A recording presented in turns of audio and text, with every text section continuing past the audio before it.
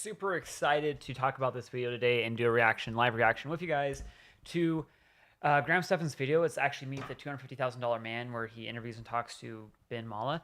I've watched other content with or involving Ben Malla before. Really interesting dude. Has developed a really large real estate portfolio over the years in multiple states. And from what I can tell, across the entire U.S., lots of valuable information. Let's do a lot of podcasts. Most valuable thing I've actually learned from the guy is you can actually do a reverse 1099. So most people, they will sell a property and then you have 90 days? I think it's actually 180 days, 6 months to actually go take those funds and roll them into your next investment tax-free. You can actually do that in reverse. So you can buy a property, sell your previous property, and then roll those funds into that property. Big issue with that is you just need the capital, but I had no idea you could do it until learned it listening from this guy. So hopefully there's going to be a lot of really good content in this. And if you guys haven't already and you get any value from this channel whatsoever, please go ahead, hit that subscribe button for me. It makes a huge difference in helping me reach more viewers just like you, who are business owners who want to not only grow their businesses, but take those profits and invest them into their future as well. That being said, let's just jump right into the video for today, guys. Let's see here. There we go. That's adjusted a little bit better. Oh. There we go. As many of you know, I'm an avid YouTube connoisseur. Now, even though I've only been making videos here on YouTube for about 24 months, I have been on here as a loyal viewer since about 2010. And every now and then someone comes across your screen that gets your attention. Someone who really stands out. Someone who is extremely entertaining. And when it comes to captivating an audience, no one quite does it like the loud-mouthed real estate mogul Ben Malla. I should send somebody over there and cut your kishkas off. For you to have the chutzpah to put a friggin' demand in for $92,000, you should be ashamed of yourself. Today, we sold $30 million worth of real estate, and the clock is ticking. I'll go in the motherfucking hood, buy a up place, fix the motherfucker up, rent it out to families, and make some money and improve the neighborhood. He's a high school dropout who grew up in the projects of Queens, New York. Not the typical profile you would think of someone who now owns.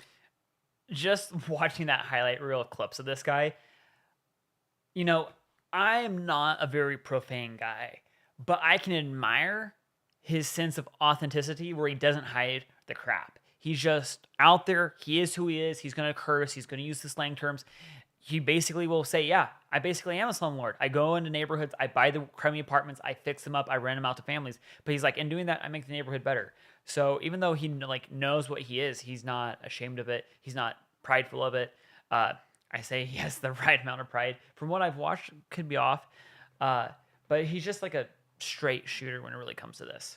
Over $250 million worth of real estate. He's bought shopping centers, apartment buildings, and most recently a $16.5 million, 11,000 square. So just for kicks and giggles, if he has $250 million of real estate, we can actually just pull this up here. Let's just let's just do this. Let's just do this. New sheet. Here we go. If he has $250 million of real estate, I think that's enough zeros. Oh man, gotta do more of these finance videos. I freaking love freaking Excel. Okay, $250 million times 0.35. Why do, oh shoot. Basically, with most commercial loans, you need 35% down. So roughly, if he has $2.5 million of real estate, he theoretically has roughly $87 million of actual capital put into the business. The other interesting thing, so this doesn't necessarily mean like he could have bought 200 million. He could have bought 200 million. So like, let's say like purchase price, we're just going to do PP here, was 200. I don't know how many zeros I need. I can't count. I think I need an extra zero there. 200 million. So then, mercy. We'll just call it principal. These are all crap terms. Don't listen to me too much. But let's, you know, 35% down. We'll just call this equity or whatever. Or not equity, but like capital, working cap, whatever capital we put in. Like total equity though, which is a great question, would be equal to whatever. We're just gonna do a little sign.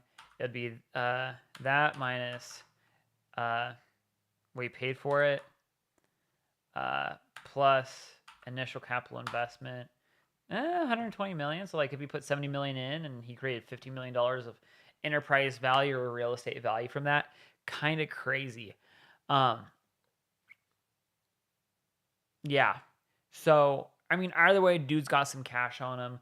If he has $250 million of real estate debt service on that, again, hard to tell. Typically, commercial loans require you to put 35% down. But like, let's say he was cash flowing 5% off of that. Which again, he's probably doing more. 5% would be pretty crummy for the type of real estate he's buying.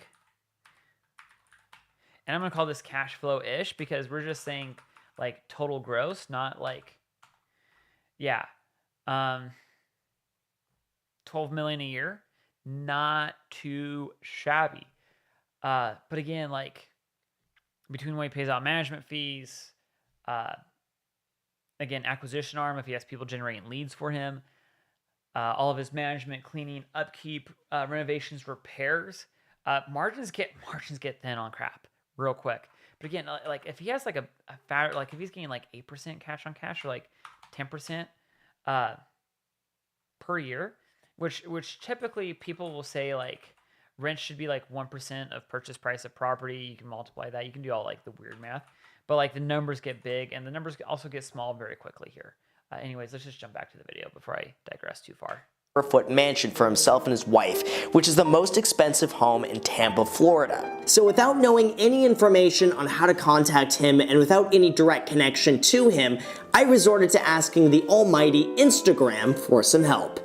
And it worked. Within 1 hour, I was connected to Danny Jones, who runs the YouTube channel Concrete, which films and produces the content for Ben Malla. And not too much longer after that, I booked... Side note, I would pay great money to see how many subscribers Graham Stephan had in 2019. I know I was watching him back in 2019, which is kind of crazy because he has 4.75 million subscribers now. I think back then, though, I don't even know if he'd breached a million yet. But it was right when the whole financial, like, YouTube finance space was just blowing up. So... booked a plane ticket to go from Los Angeles, California, all the way to Clearwater, Florida, so we could meet this larger-than-life personality firsthand. And also learn from someone who built up a real estate empire without so much as a high school diploma. This is what happened. Enjoy.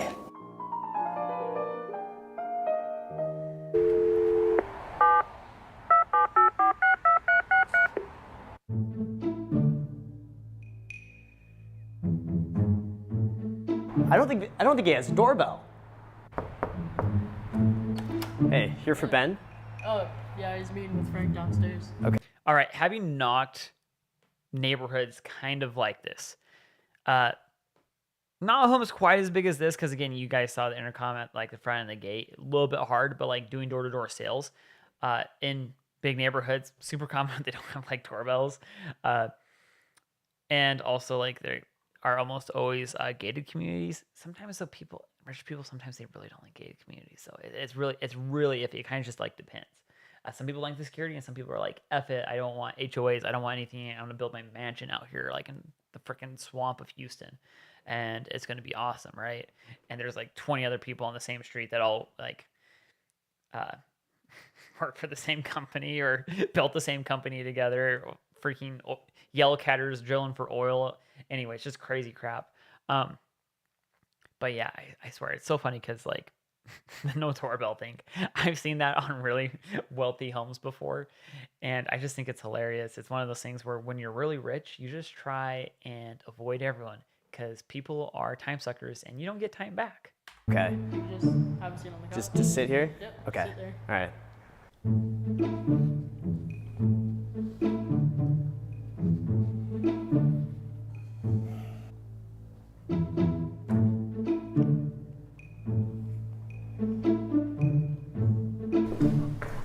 What the hell are you doing here? What's up, man? Hey, I'm Graham. You want to learn from me? I gotta learn from you. What's Get your out and advice do to it. everyone watching? My advice is Yeah. get out, get motivated by him, and do it. My life was horrible. I mean, my childhood was the worst you could ever imagine. A child growing up with a horrible, crazy, lunatic mother in the worst neighborhoods of Far Rockaway, New York, in the slums, surrounded by criminals and the worst element of society that you could imagine. In a shitbox bungalow that was only made to live in the summertime. My father had us live there all year round because he was a cheapskate. That's why I live here. Everything my parents did, I'm the opposite. My mother used to beat the hell out of me as a kid for no reason. I never raised a hand to my kids. My father always wanted to be a cheapskate and live in dumps and save every little penny he could and sacrifice decent living. I'm the opposite. You're standing in the formal part of the living room. Okay. Over here we have a family room.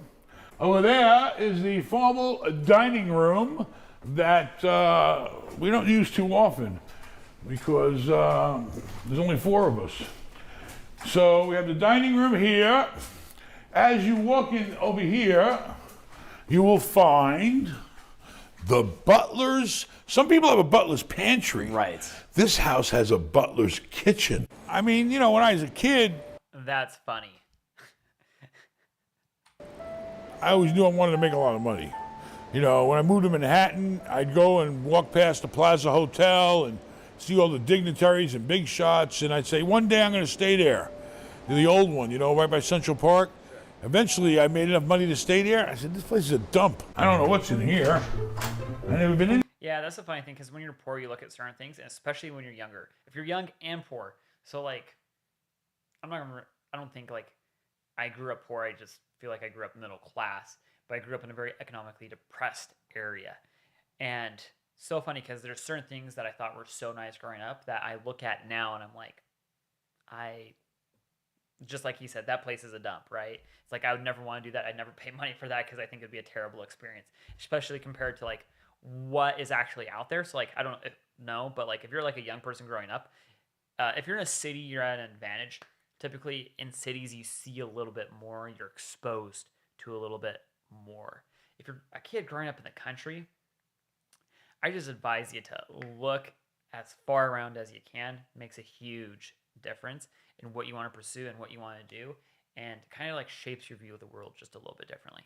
In here before. Oh man, we got a whole big closet there. I didn't even know we had. Here we are in the wine room. Picture this. Saving up to 10% when you bundle your home and auto insurance with USAA.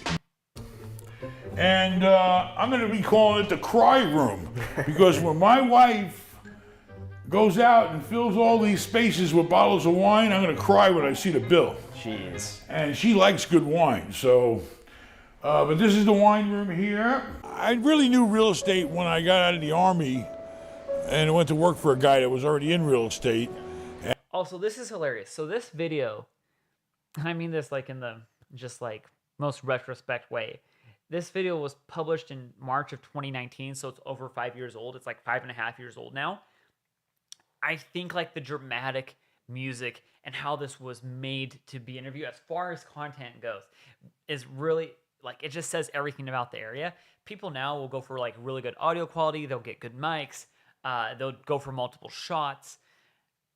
And like this type of interview, it's interesting because it's slow paced. It tells a story, but it's not like, and they change scenes a lot. It's not like the retention edited clips or even podcasts from today where people are just going to keep your attention, but it does a really good job of that, even though it's slower and more drawn out.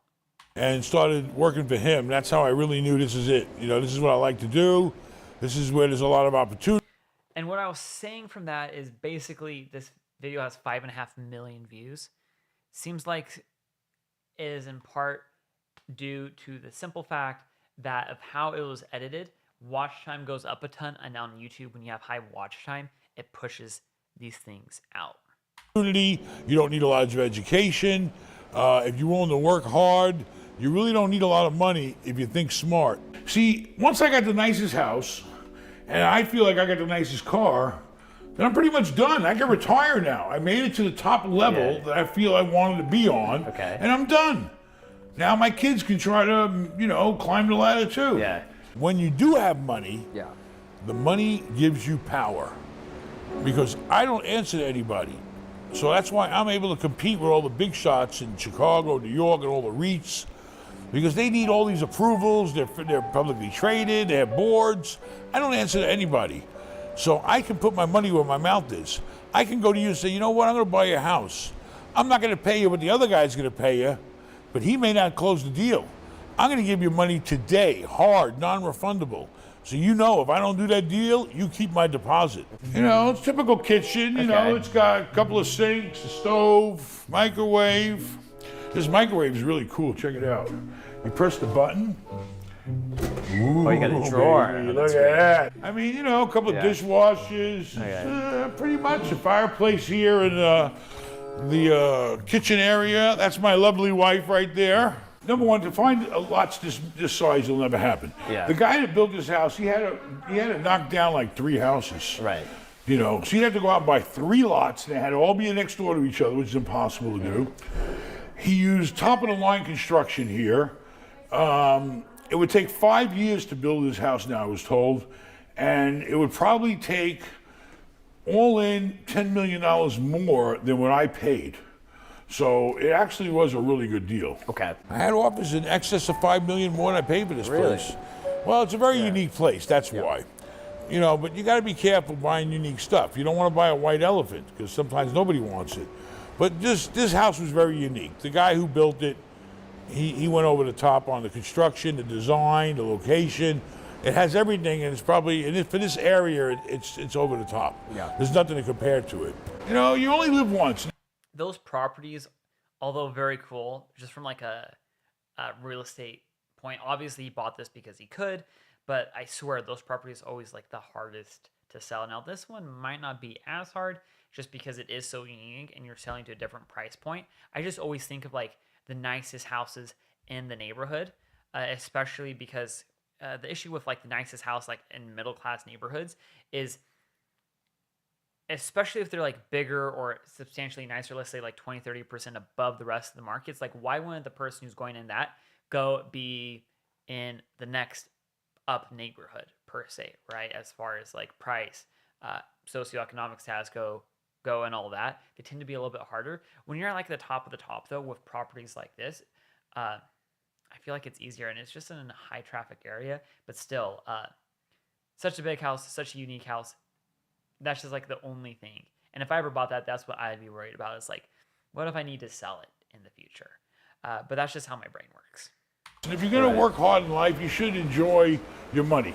I mean, you know, if you have enough to you should always live within your means. I love the camera pan up there because when we see the pillars in the background, there's just really no way to grasp the depth of it. And like those are probably 20-foot tall pillars, and with that dome, that's probably like a 30-foot ceiling at the peak, which is really crazy just from a construction standpoint.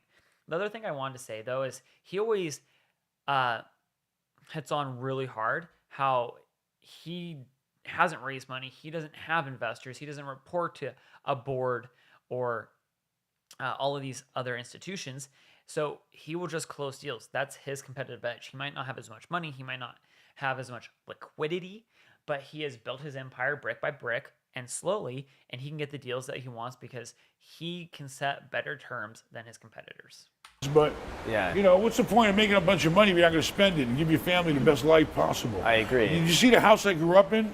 Yeah. 540 Beach 43rd Street, Far Rockaway, New York. Yeah. You wouldn't step foot within a 5-mile radius of that place. It's so bad. So, you know, it's nice to be able to have something really over the top. Timing is very important, and terms. If you give somebody good terms and good timing, you'll get that deal better than the other guy that's going to pay more money and drag it out for 3 or 4 months and subject to this and subject to appraisals and all that. I came in and said, I'm buying this house, here's my money, and let's do the deal at this price, and I'll close it like that. Nice. That's Interesting thing, like Pace Morby in his thing, he always talks about like, oh, I'll give you price if you give me terms. And he'll just, do like a 35-year seller finance deal, or he'll make the interest rate super low, or all of these different things where the buyer gets what they want, which a lot of times buyers, especially if you're just buying a single family home, they're obsessed with price. In this case, with the real estate location, they might be trying to go buy another deal. So they're obsessed, or their main need might be speed and ability to close. So if he's able to do due diligence on the property faster and not have all of these inspections and different things that are drug out over 30, 60, 90, 120 days, he can, in fact, like he said, get better deals. So you just have to look at what market you're in, whether you're in commercial or residential or land or whatever it is, and you have to look at what the seller's needs are and then figure out how to fulfill those needs in the best way possible in order to get the best deals. That's how you get deals done. So here we have the bar entertainment room. Okay. And you'll find we have a company that makes these pool tables. We have a license from GM. We have a license from Ford. We do them in Camaros. Yeah. We do them in Mustangs, and we do them in Corvettes. We ship them all over the world. We shipped a lot of them to Dubai. The Arabs love them. They got money to burn. Yeah. They all oil money. To really be in the real estate, you got to live it. You got to breathe it. You got to eat it. It's got to be your life. I mean, you can do it on the side, but you're not going to do it on a big level on the side. But, you got to totally throw yourself into the business. And you got to be willing. I used to stay up sometimes all night because I didn't have the money to hire nobody. I physically would paint apartments and stay up all night getting a place ready because I had an inspection the next day. You got to cross the line in life. If you really want to make it and you ain't got a bunch of money, you're not born rich, you got to cross the line. You got to go where nobody else wants to go. You got to work the hours nobody else wants the hours. I neglected my kids when I was young, but I did it knowing that I was trying to benefit them for their future. So yeah, my kids may have missed out on, Boy Scouts or, some of the sports activities or whatever, and I feel bad about that, but in the long run it paid off because now, they're set. I mean, you're overlooking the Gulf of Mexico. Yeah. You've got, hot tub. It has a lazy river that goes under the house. I'll show you. It's a comfortable place. Whoever designed it knew what they were doing. I mean, look at the ceilings. Look at the balconies. I mean, it's pretty over the top. The first house I ever bought, I think I used my VA loan, and it was like a no money down deal because the VA had a program. Of course. But I remember, saving money to. Back then I bought like basically crack houses that nobody wanted, for like 20, 30 grand. So basically to put 20% down on something like that was only, 4 to 5, 6 grand. So I saved up some money, and, I bought the worst crap that nobody else wanted and fixed it up and made money and then took the profits from that or refinanced, bought other stuff. So here's the bar area. This room used to be the trophy room. Okay. Unfortunately, I have no trophies. I got a couple, but nothing to brag about. We don't get a lot of trophies in real estate. And we're going to turn it into a game room. It's still we're getting this table redone here, and we're going to put a Corvette table in here, and this is going to be the trophy room. You don't want to buy a place that needs too much work. I try to stay away from major structural type work. The foundation's got to be good. Roofs, okay, it depends on the deal. Okay. But, basically I always just went in, put carpets in, painted the place, maybe work on windows, doors, things like that. Yeah. I wasn't big into construction. I've never built anything in my life.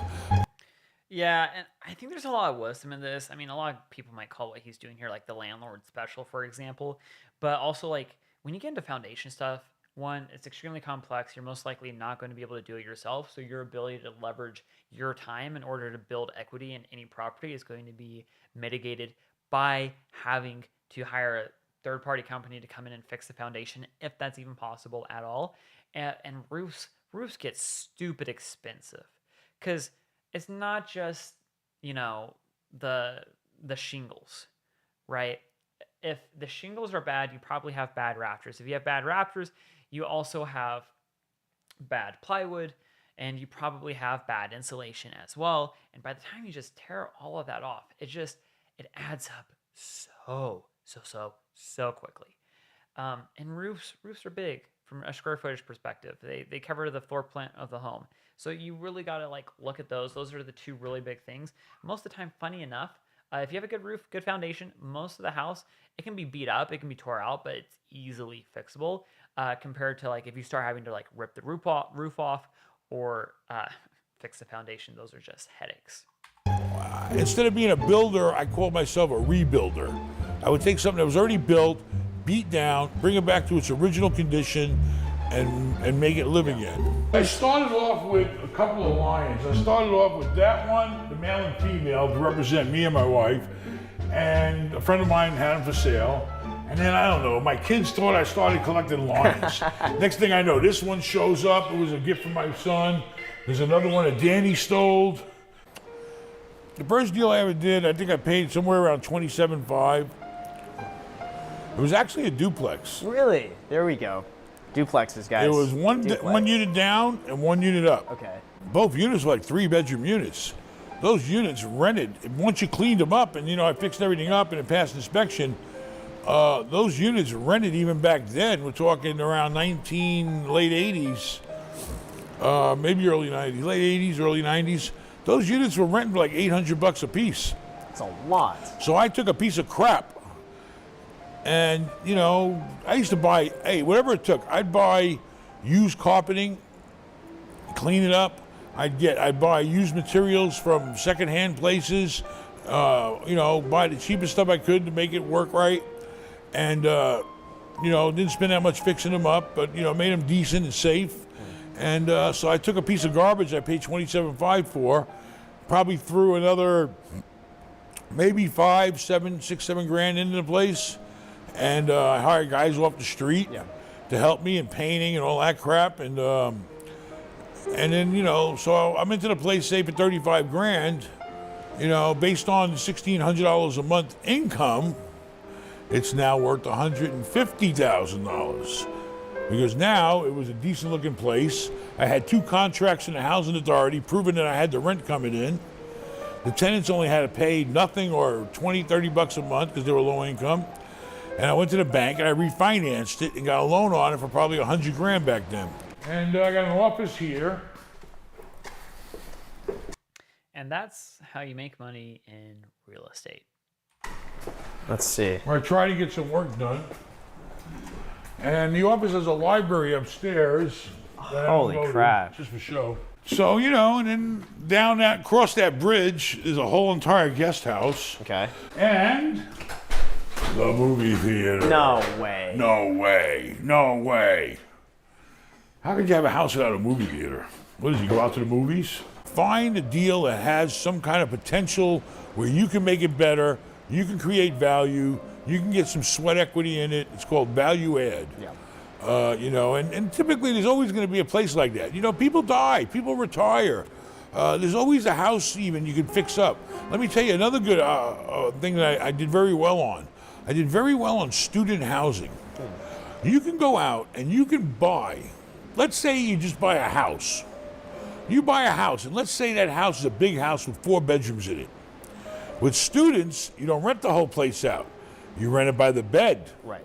And that we did very well in because we went out and we bought a property that had a lot of 4-bedroom apartments in it, and you could rent each. So obviously this guy's done it before, but it's really interesting because some of the people in the college town that I went to had bought, they're either trying to buy it, and then there's other people who had bought it. Some of them thought they were going to be great investments, and they weren't as great. I don't know if the issue there was price or if it was management or location. Obviously, student housing can be great. My biggest thing is, like, if you're going to do student housing, and like with the university I went to, with it being in Eastern Idaho, is that most people, like, they weren't there in the summer, and if they could avoid being in the winter, they'd avoid that too because it was just so stinking cold. So if you can get somewhere where there's a consistent year-round supply, especially of students, and especially if there's like a really good grad program there. Now, obviously, grad students, they're a little bit smarter. They're not living with other students usually, or they'll go rent a house on their own and they'll split the rent between 3 or 4 other grad students. But essentially, anywhere where there's a really good, consistent year-round population of students for that university makes it a much better investment. bedroom out for about $500 a month or more, 600 even. Now you took a place that you normally would rent out for $1,000 a month as a 4-bedroom, but you rent it out individually as the bed, and they share the kitchen, they share the living room, and you get $2,000 a month. So if you're anywhere near a university, look for student housing. You can do it on a small level too. And a lot of times kids will get together and rent each bedroom. Right. But always make the parents guarantee the lease. So if they don't pay, you go back to the parent, hey, your kid didn't pay their rent, you know. But student housing is good. Senior housing is great because with seniors, they never move. And they don't break anything. And they don't really use anything. It's pretty easy to run a senior building. There's a lot of different areas of real estate that you can do really well in. Downstairs, you know, we can go. That's all the guest house. You want to see the gym? Yeah, let's see it. Where I spend most of my time. Getting ready to put some furniture. We haven't lived here that long, so she's still putting furniture out, decorating. There's another bedroom down here. So we're still in the guest house. We're in the guest house. We're still in the guest house. So it's 3 stories. 3 stories. This is the kitchen, balcony, fireplace on the balcony out there. Okay. And here. That is an insane guest house. Nothing dims my light like a migraine. With Nurtec ODT, I found relief. The only migraine medication that helps treat and prevent all in one. To those with migraine, I see you. For the acute. Here you are. Look at this. This is what happens when you take real estate serious. Yeah. Did you ever think you would have a house like this one day? Here's the real question. Does he have a loan on it? I worked for a guy that had one. Really? And I knew that I worked harder than him. Yeah. And I knew I could have everything he had and even more. And he built a house like this in a place called Lafayette, California, which is near Orinda, a very high-end area. Yeah. Near San Francisco. He built like castles. He was a very big builder. Yeah. And I knew that if I kept doing what he was doing and kept working at it and putting my time in and flipping properties, I knew eventually I'd get to a level where I could afford to have pretty much almost any house I wanted. Okay. You know it because you feel your life accumulating, you feel your life growing, you feel your bank account growing, you feel your assets growing, but you got to get out there and earn it. Compound interest, and like the more you can, because the thing about compounding is eventually it will get to the point where it doesn't really matter how much you work, that thing's going to turn over no matter what. It's like a flywheel. Once it gets enough momentum, it's just going to keep spinning, right? With very little effort. But in order to do that, like he said, you got to do the value adds. You got to put in that sweat equity to get ahead, because without a lot of capital, you're just not going to have a lot to leverage to get to the point where you have a home like this guy. You know, and not that that's necessarily the goal, at least for me. I'd rather have a giant ranch in Montana. I'm not 100% into buying a bigger and bigger box to live in. Well, and at least for me, what I think of when buying a home is if you work from home, you spend the majority of your time there. And if you're treating your life and yourself as a business, how can you, number one, increase your life so you can be in business longer, right? Spend time with family, do things that you enjoy, right? Have meaning to purpose, have meaning to life. But also, if you're going to do that, if you're going to work from home and you spend the majority of time in your home, how can you make that better? So like, can you have an at-home gym? Do you need a sauna? Do you need a pool? Do you need a podcast recording studio? Do you need a home office? All of these different things that if you have to travel somewhere else to, that's going to take time out of your day, time away from you building your business, and also time away from you spending with kids, with your mother, with your father, aunts, uncles, cousins, like family members, and doing things that you enjoy. So figuring out what is needed in the house as far as that goes. But like for me, I don't think I'm going to need like a 3-story guest bedroom. I might have a guest bedroom if I live on a ranch in Montana or Wyoming or Oregon and I have people come visit me. But, you know, I don't think it would be as extravagant quite as this 3-story one, right? Anyways, long story there. I deviated. It ain't gonna happen by sitting around, you know, doing nothing. Yeah. You gotta get out there and find those places and fix those places and rent those places and sell those places. Yeah. You know? Get out of the way, Danny. I had to close the door, you son of a... There was a lot of opportunity where I was at the time in the bad, rough neighborhoods. So I had stuff all over town. I had single families I'd buy, duplexes. The duplexes started becoming triplexes, and I bought fourplexes. Then the guy that I was working for doing management. Side note, can't believe this guy smokes, to be 100% honest. I mean, I can believe it, but like, it's just crazy anytime I see someone smoking, and like in 2024. Honestly, back in 2019, I just felt like it was so crazy because it's just so bad for your lungs. I also had him. And then me and him with his money and his credit, then I started doing bigger deals.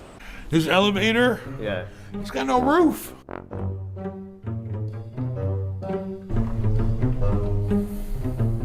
In this bedroom, I'm the master.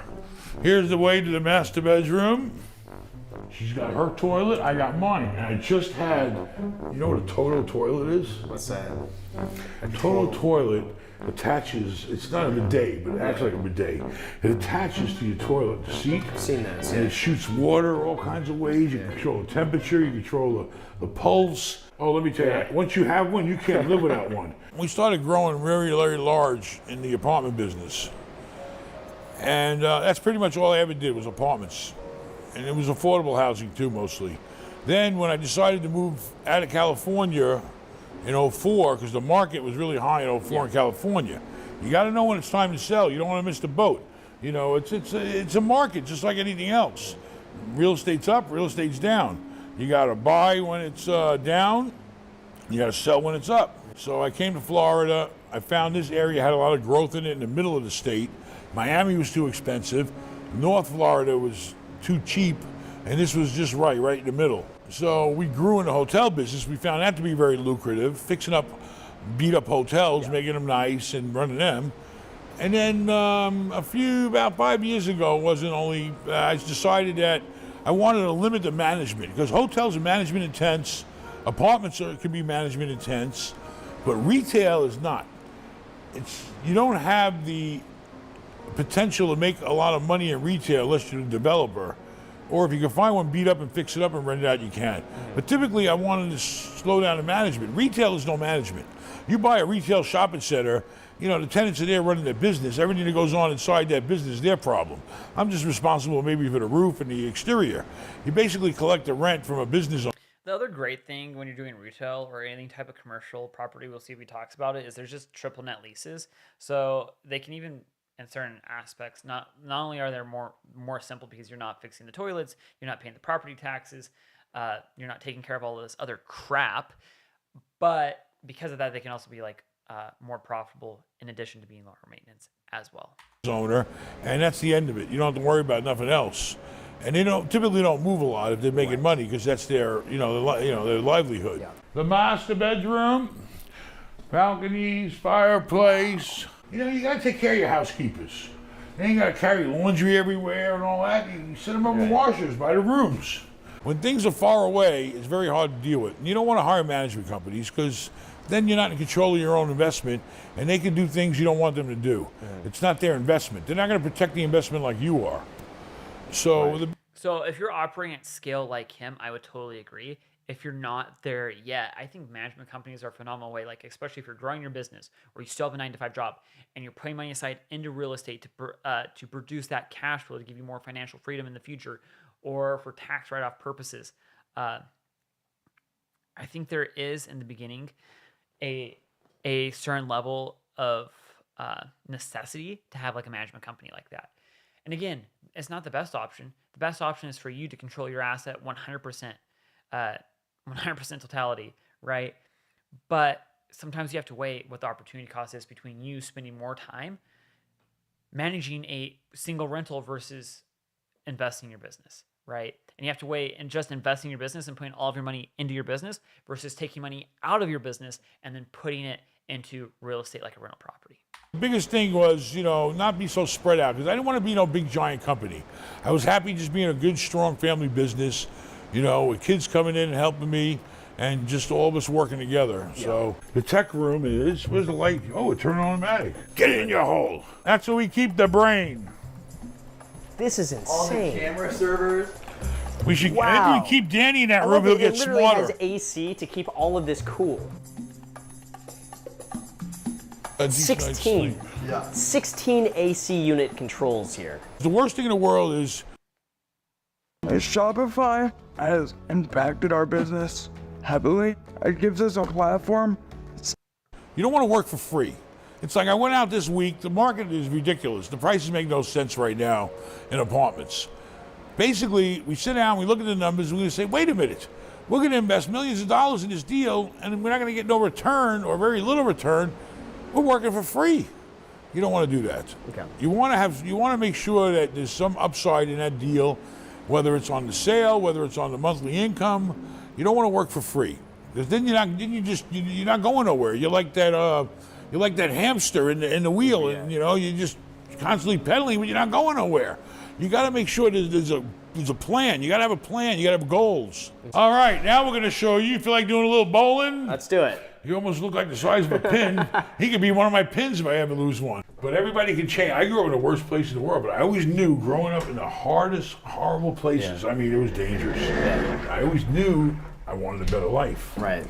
I'd get out. He's living in the same neighborhood he grew up in his whole life. There's the lazy river. I can turn the water on and it'll push you all through on a raft. You got to make decisions in life. If you really, really want to be wealthy, you gotta go further than the average guy next to you. You got to put in 18-hour days sometimes. Well, I'll be honest with you. The Army taught me that you can do anything, especially if you got an army behind you. But they taught me that you can get it done. You can get it done. You figure out a way, you get it done, and you push yourselves to those limits. You got to push yourself. Here's the bowling alley.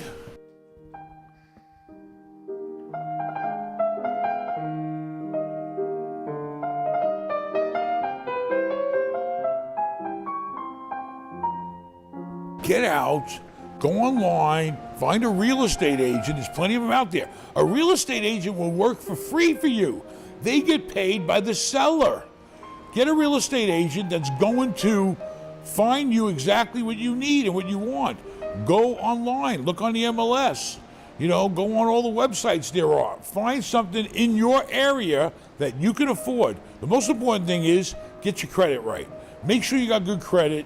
Save up as much money as you can for a down payment and for fix up, but your credit is more important than anything. And if you do have a bad credit report, fix it. You get on the phone and negotiate yourself. You can do credit repair yourself. Yeah. You'd be surprised.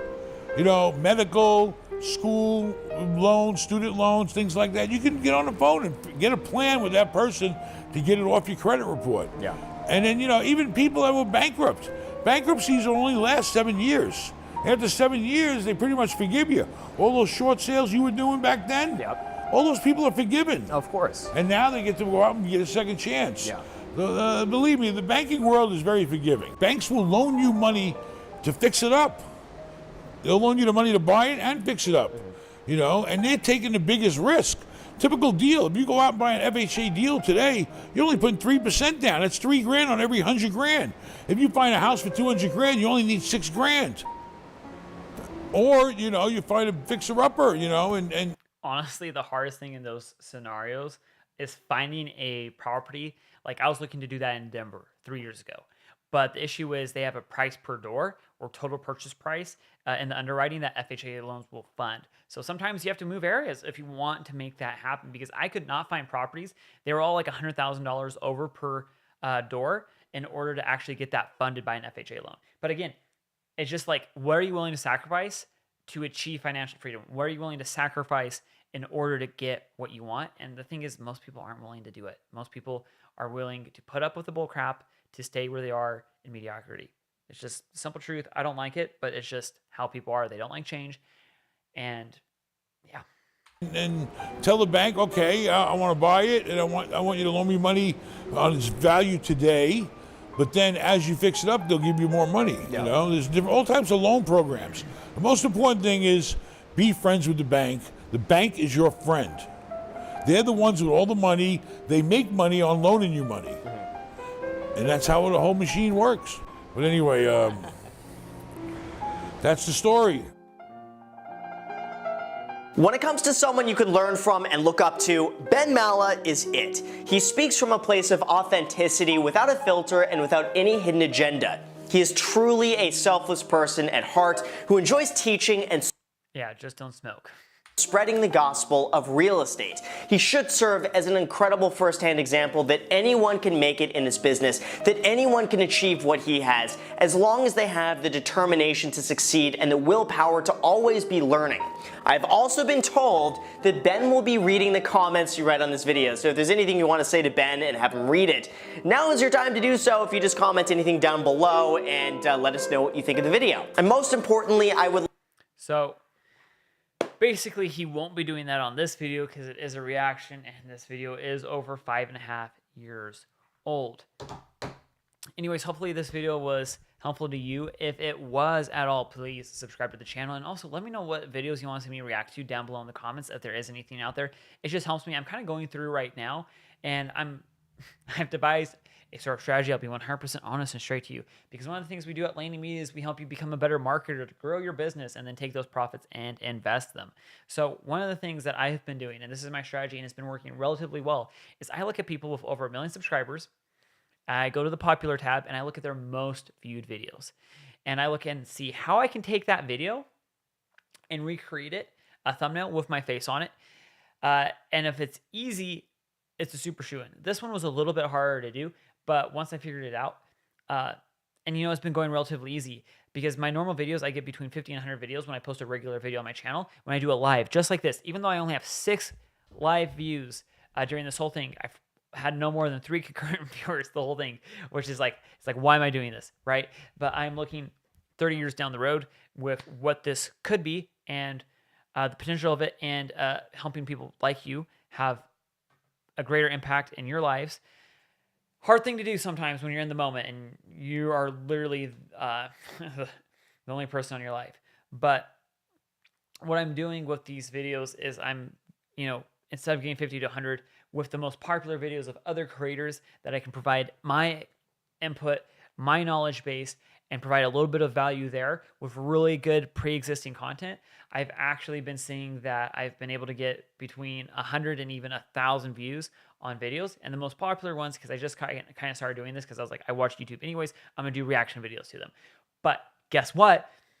I started not just watching the current videos, so like Alex Ramosi been posting content that just doesn't get as many views lately. But when I go back and I do reaction videos, and I noticed this because the first reaction I did just happened to be on a video he had recently posted, but this video went and got 500,000 views when his average video lately gets between 100 and 200. So it was 5x better, and that got over 1,000 views. I have a video going not viral, but is gaining a lot of views right now from Cody Sanchez, and that was one of her most popular videos of all time. This video from Graham Stephan, I'm assuming will do good as well. Another video I did from Graham Stephan, I actually posted as a regular video. It was not a live, but that video got over 300 views. And again, that one was simply one of his top performing videos on his channel. So taking top performing video channels and adding my input has been doing really well. And, you know, I do this so I can provide value to you guys, so you guys can see content that you might not think to look for out there, and also get just a ton of value from it. So if you do get value from it, again, sorry. If you do see it, subscribe to the channel. Helps me a ton. Makes it easier for me to continue producing videos like this. And I hope you have a great day.